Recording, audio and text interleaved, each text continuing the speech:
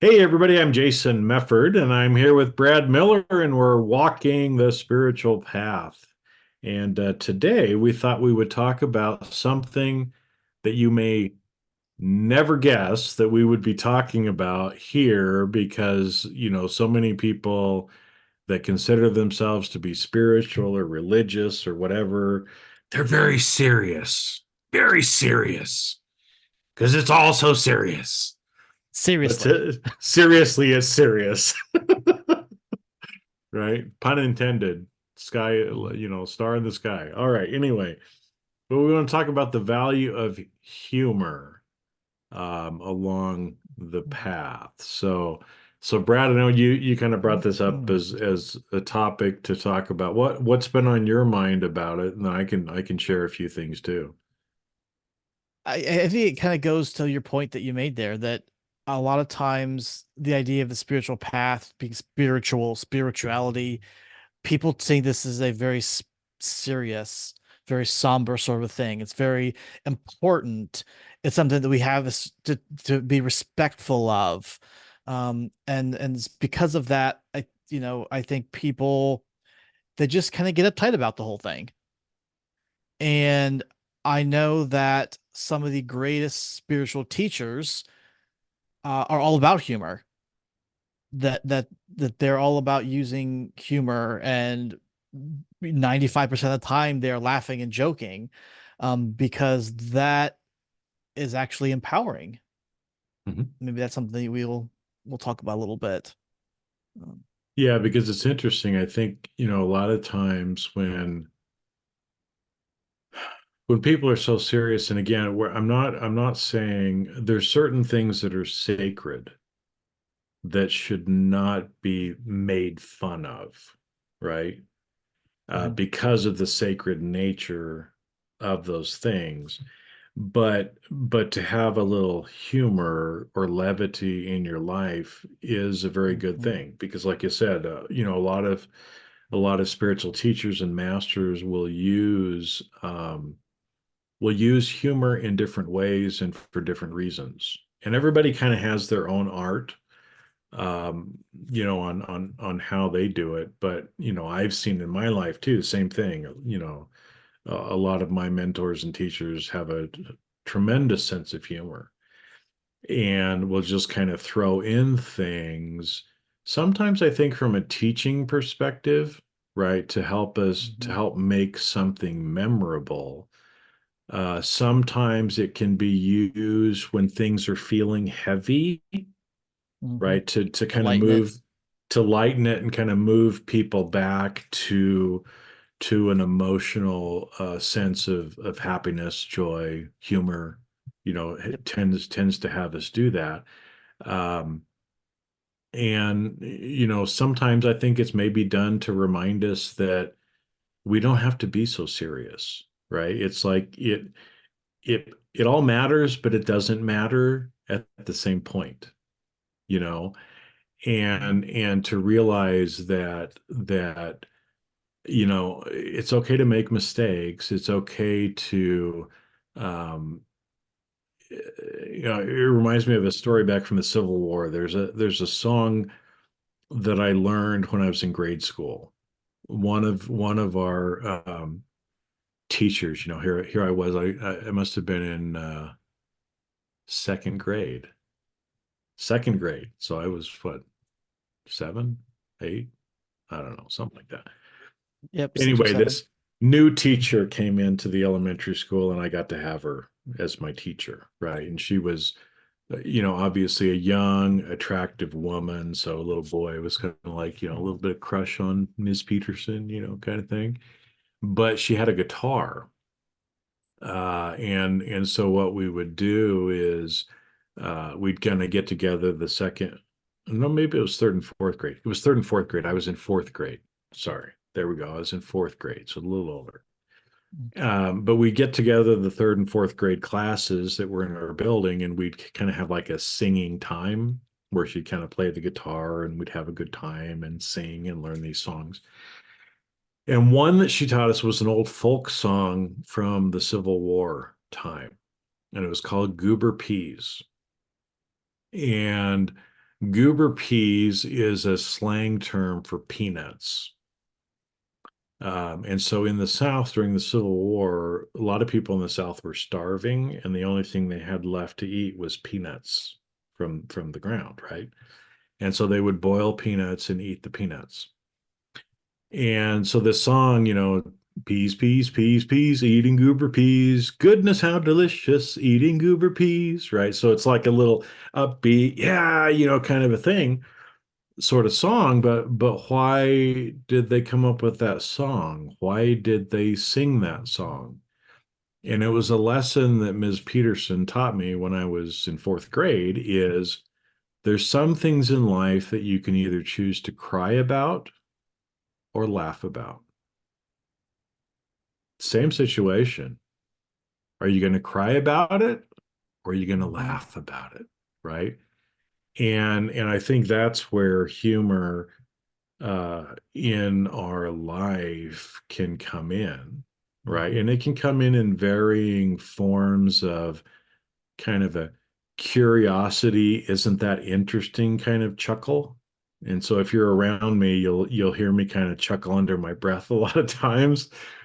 And it's not that I'm making fun of something, but I'm making light of the situation like, whoa, that was like totally bizarre. That's interesting, kind of a thing, Hmm. versus I could be freaked out by it, instead. And so for the most part, my intention is to use the humor or the other things to see things in a more positive light and to kind of laugh about some of the serious things that actually do go on in our Hmm. lives.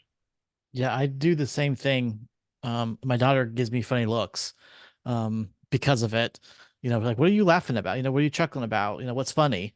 Because it's kind of that inside joke sort of stuff. A lot of times it could be a synchronicity that I see. And so I chuckle about that. Kind of like you said, the idea of like, oh, isn't that interesting? Mhm. I see just thinking about uh, oh, hawk or something, and then I look out the window and there's a hawk flying around the treetops or something, and so maybe I'll chuckle because, well, look at that, isn't that funny how that worked out? I was thinking about it, and there it is, you know. Mhm. But yeah, but I use humor as a way, or I see humor as a great way to handle the stuff that comes in life too. Yeah, you know, um, there's Well, a and I lot think of, so. Yeah. I would say there's a lot of stuff that comes that you could take as negative, and gotta go your goober piece example there. You can get all down about it. You get all sad and mopey or angry or any of these other low frequency, low vibration emotions that we've talked about. Or you can just laugh it off, laugh it away. And it takes a little bit of the sting off of it. It makes it easier to handle, easier to process, maybe, because you are not getting down in those darker, lower emotions.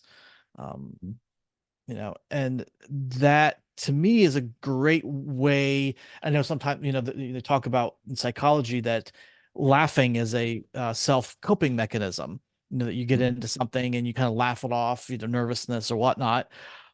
But there's benefit to humor, to laughing. I mean, you talk about the endorphins and the different things, the brain chemicals that occur when you laugh and when you're telling jokes or things like that. But it really does help you get through some of those rough, more serious situations. Um, if you can laugh through, someone's transition, like, I mean, right, you can get past anything, right? Um, Well, and it's funny because when you were talking, it brought up a story from my life about that as well, right? But like you were alluding to, there's medical evidence that shows mhm, laughing actually helps with the healing process and mhm, so many other things too. That the more we laugh, the more fun times that we have. It heals us as well, both energetically and physically. And it's funny that you bring that up about a transition because I remember when my paternal grandfather transitioned. We we had the funeral, and then afterwards we all went to the Elks Club because my grandparents were Elks, and we had a meal. And I think some of the people from the Elks probably brought in or potlucked, or I can't remember exactly, but there were probably, I don't know, 50 to 100 people in this hall. And I remember, we kind of went through the funeral, went to the cemetery, came back, and we hadn't seen each other for a while too, because a lot of times, weddings and funerals is when you see some of your family members that you haven't Especially seen as you get ever older. as you Yep. get older.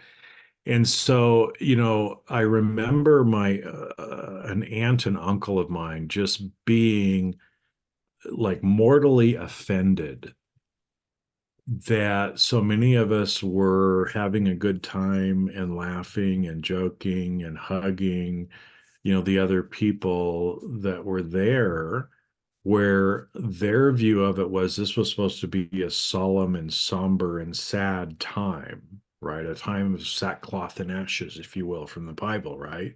You know, rend your coat, rip your clothing, all this kind of stuff. But, and I think it's the difference of even with that situation of referring to it or thinking of it as a funeral versus a celebration of life, Hmm. right?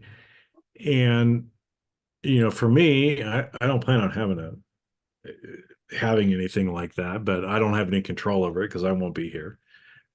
But I would hope But you people, you could haunt them though if they don't abide by your well, wishes. yeah, yeah, yeah, but it doesn't matter, so I won't. But I would hope that people would give a celebration of life for Hmm. me instead of a funeral.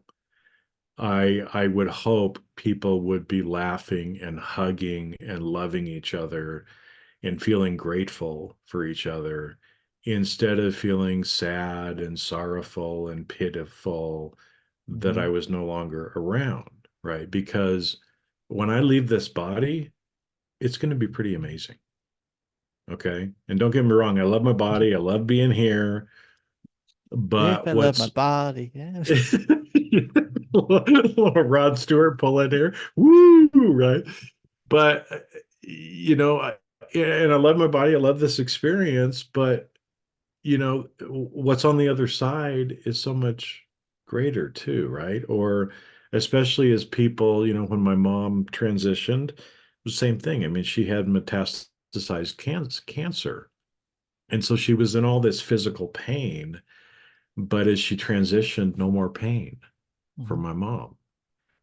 How grateful I was that she was no longer in pain, right? And so instead of me focusing on, oh my gosh, I'm never going to see my mom physically for the rest of my life, boo hoo, boo hoo, boo hoo, right? I chose to be grateful that her pain was no more, that she had moved on to a different space, where she could feel the love, no longer be limited by this physical existence, full well knowing that she ain't gone.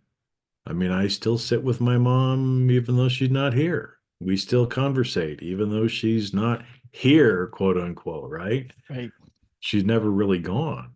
And so, to me too, it's a little bit of that little bit of twisting or looking at things a little different way. Are you going to see something like a funeral, and death, or are you going to see a celebration of life?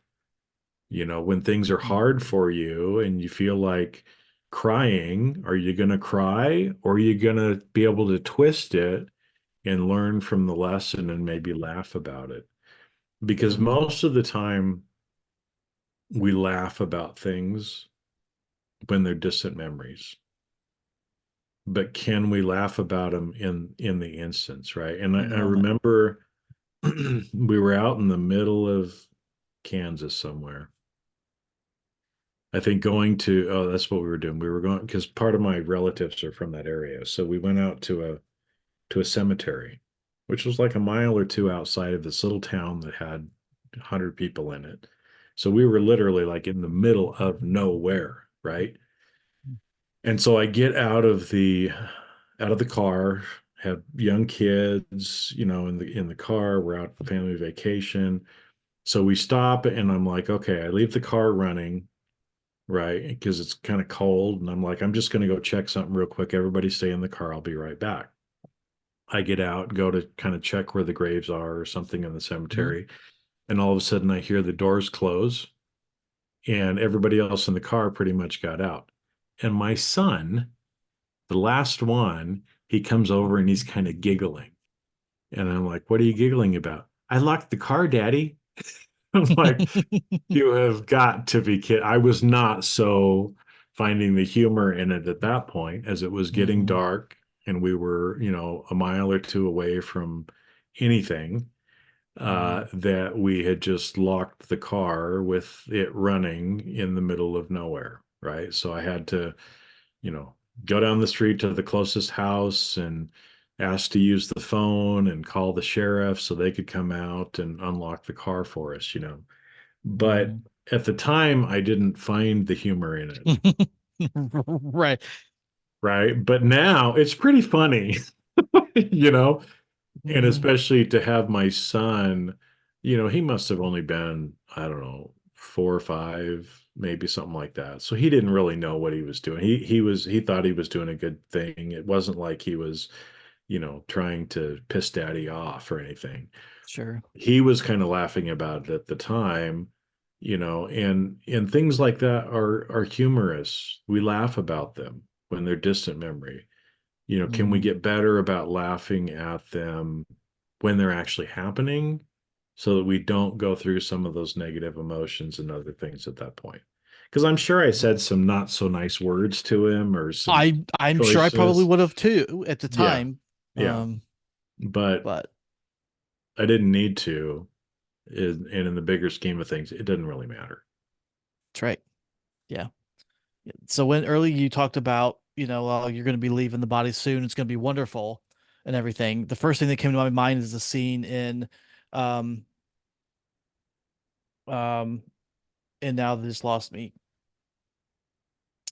When you've got Scrooge is looking at the with the gross Okay. Christmas future and the mourners and everything else, and he's there's the guys are walking out and talking about like oh the sheets and everything else. We want to get the pillowcases and the silverware and the and everything, and they're so excited and happy and because he's gone. So that was the vision that kind of went in my head when you mentioned that. Only the Muppet version specifically. Oh, there we Um, go. That's even the better version. Uh-huh. yeah, that's the best version there.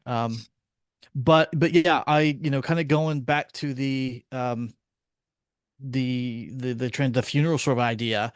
At the end of episode 6 of Star Wars, with all the Ewoks, they're celebrating and they're they got Darth Vader's body and they're lighting him on fire and all the Ewoks are dancing and singing and whatnot.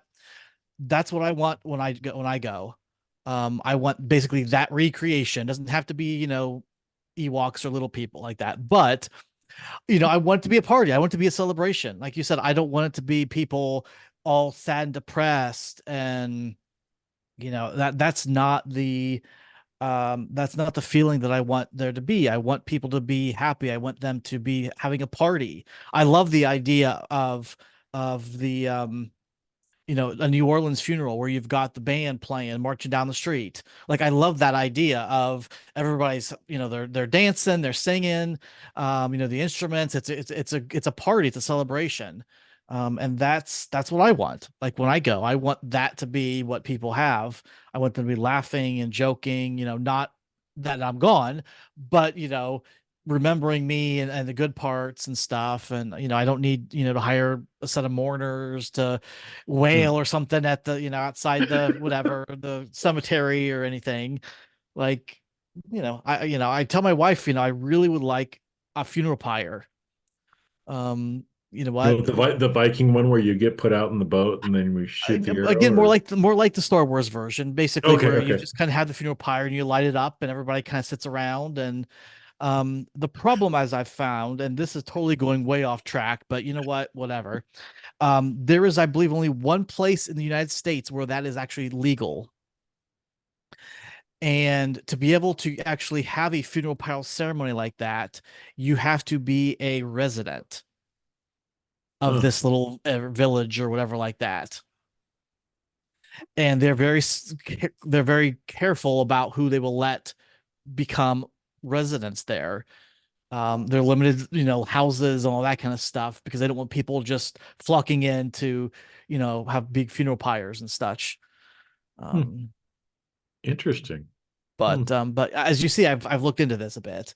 Um, It was like I didn't even know there was such a thing. So thank you, Brad. yeah, because But it's there's laws. Generally speaking, you cannot have open funeral pyres like that. You have to cremate or bury, at least hmm, seen it for here in the U.S. hmm, Um, hmm, interesting.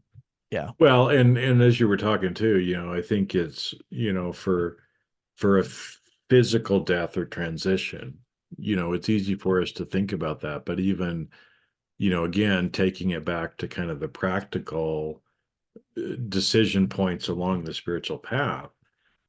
Well, we would like people to party when we die physically, right? When we leave the body Mhm. physically.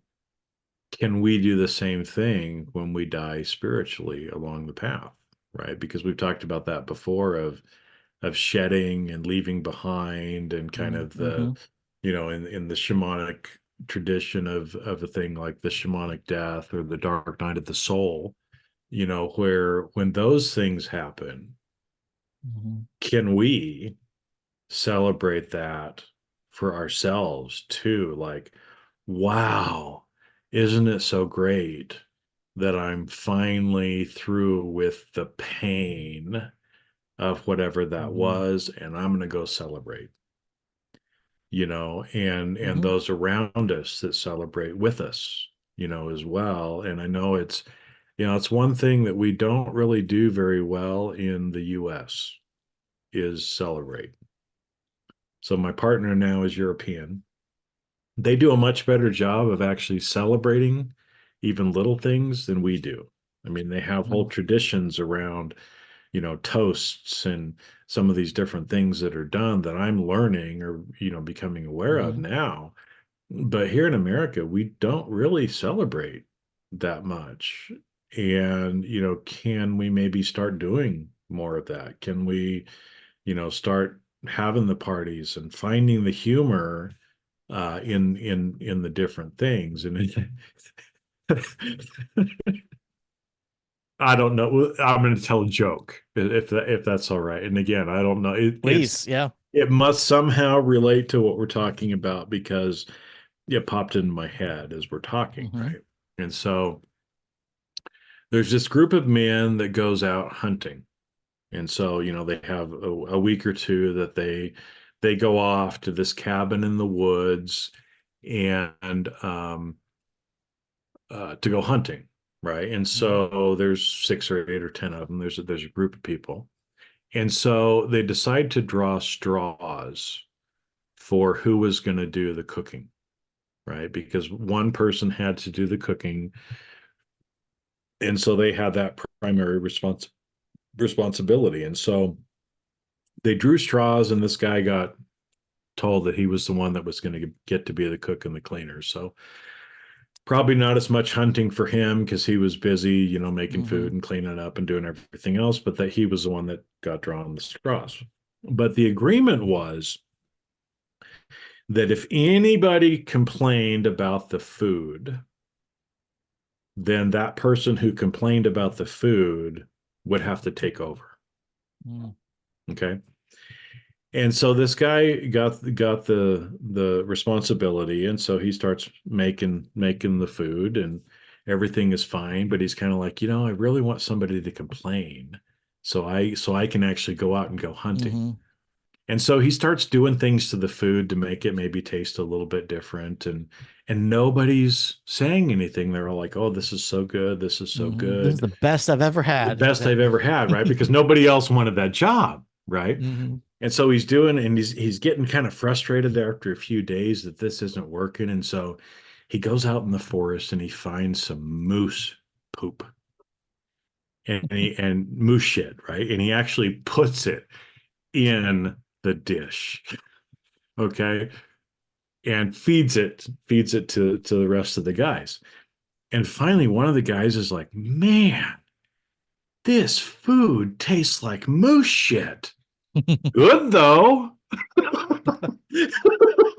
Good though. Right. So he wasn't complaining about it. He was just stating a fact and Mhm. good though. Right. So that Mhm. instead of having to cook. So, when things are like that, can we maybe say good though, Mhm. instead of, complaining about or doing something else and actually just finding the humor in life? Because honestly, if we can take the observer view, any of the things that we think are big things or traumatic experiences in our lives, if we look at it from the outside, it's really pretty funny, what Mhm. we are kind of going through. And so can we start doing that more? Um, Again, twist it, find the humor in everything that you can. And again, Mhm. not saying that you're making fun of the sacred or anything like that, because you laugh with people, not at people, Mhm. right? You laugh with people, not at people. And I think, Mhm. that's also kind of a good way of thinking about it, so that you're not harming other people, Mhm. but you can all laugh together. Yeah. The image of Monty Python comes to mind there. Mhm. Always look at the good, always focus on the good Always part of look on the bright right side of side. life. Exactly. But but Ba-do. but Yeah, exactly. Um, Well, and they're a good comedy group too, that would look at, they like silly things, and they like to kind of as do make I.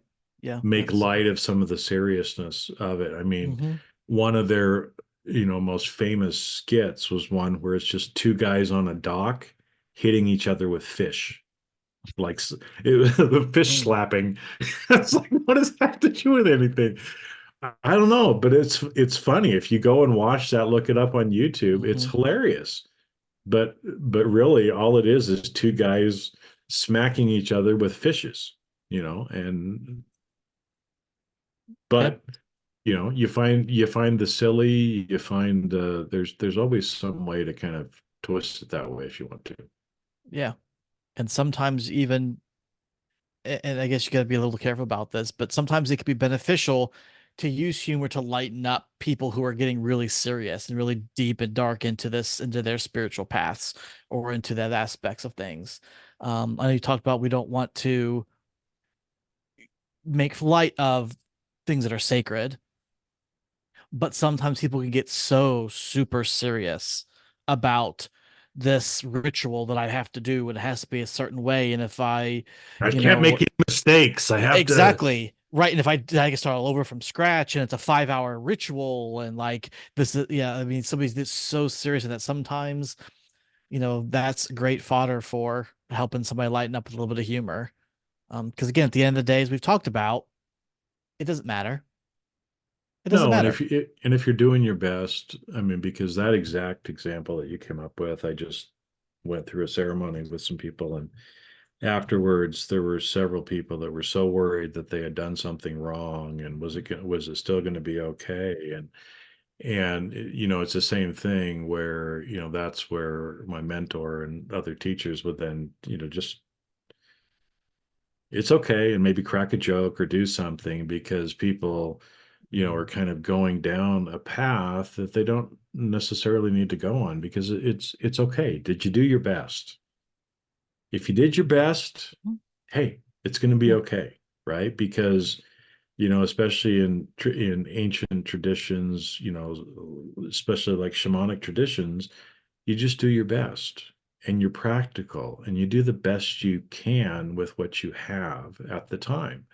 And Mhm. nothing has to be perfect, but you're just, um, yeah. And so, like I said, that's too, when I've seen this many, many times, where when somebody starts to kind of go serious or go off track, a joke or some kind of comment is made that lightens the room and kind of brings people back.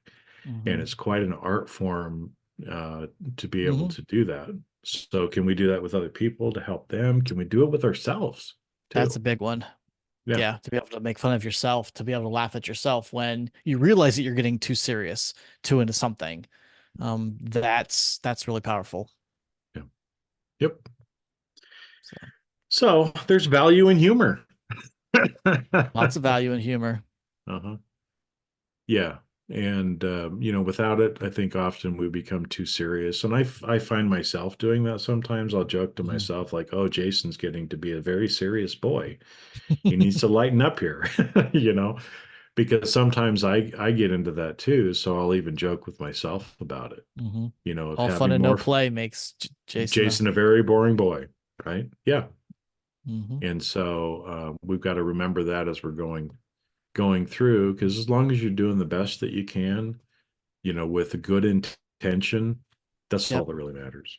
Yep. I tell my daughter that all the time when she gets worked up about something. I was like, just do your best. And Yep. you know what? That's all that matters. So Yep. no such thing as perfection.